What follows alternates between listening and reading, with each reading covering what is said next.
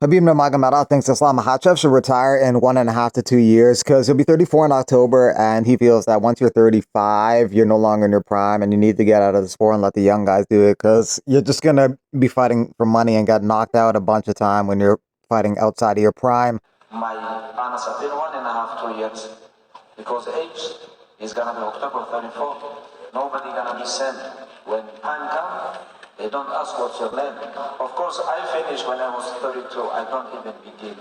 Because I have this situation in my life, that's why. But when you become 35, you have to start doing this. Because leave this sport for young guys. Because when you become 35 and you don't finish, somebody gonna finish you. Why? It's better to finish. Why? After 35, you're never gonna be safe. Like people can talk whatever they want. When you pass your prime, you're gonna fight only for money. Like Allah give you 7 years, for example. You finish 40. And last 5 years, you was fight only for money, but they knock you out 10 times. For what? Go and work. Uber driver. It's much better to be still inside the cage. If Makhachev does take Khabib's advice, that would only be 2 or 3 more fights in his career. He'd like to win the belt and then maybe defend it 1 or 2 times. Khabib retired at the age of 32. He didn't have to deal with declining and getting knocked out. He ended up with a 29-0 record. Khabib is mentioned among the greatest fighters of all time when lists are compiled to him, along with Jones, Pierre, Silva, Fedor, Demetrius Johnson, amongst others. But Khabib is never usually put at number 1 because he just didn't stick around long enough to defend the belt enough times to put him in that elite category. If Makhachev does fight maybe 3 more times, happens to win a second belt and defend it 2 times, he would definitely be considered one of the greatest fighters of all time. Artem Lobov and Tukhugov fighting October 3rd at PFL Dubai. This is a rivalry that dates back to 2018. They're supposed to fight in 2018, but the fight got canceled after Tukhugov jumped into the cage after the Khabib-Conor fight, and he was supposed to fight later that month, and he wasn't allowed to. If you remember, initially Khabib approached me alone. It was just him. And me and him spoke, and we sorted everything. He said to me, listen, why are you talking shit about me? I said, look, if somebody called, your friend, the names that you've been calling, Conor, Chicken, and all this, which I told you before in Russian, it's a lot more severe.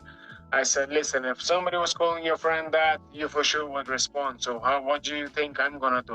You leave me no choice by talking like this. Especially, we've been so friendly with him all the time, meeting at different events, always shaking hands, Conor never went at Khabib. Khabib was the one that initiated this.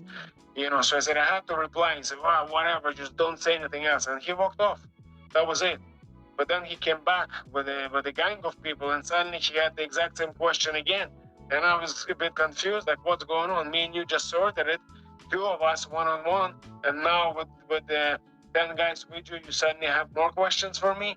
And of course, if you recall, Tukhugov was there, very vocal, he was screaming at me, saying, oh, why don't you say no to my face? So, well, let's go to Tukhugov one-on-one, and I will say it to your face, Obviously, as you know, Tukhugov outside of the cage, you're not going to mess with him too much because, as he himself many times mentioned, he's a relative of the Chechen president Ramzan Kadyrov, and this man is not to be messed with. He's very well respected and feared, in Russia and across the globe, So, of course, there's nothing I can do outside, and to be honest, I don't want to live that life, messing outside. Fuck up your life, end up in prison or in the hospital. Who wants that? So let's do it like real men, one-on-one, because he talked a big game, but when I watched at his fights, he doesn't look that brave in his fights. A lot of the time he backs off, looks for wrestling all the time, he taps out. You're talking to a man that never tapped out, talking to a man that never pulled out of a fight, and I accepted the fight against anyone, anytime, any place. So, I said, let's get in the cage and settle it like professional fighters that we are. Just even there, what is he doing, to Tukhugov?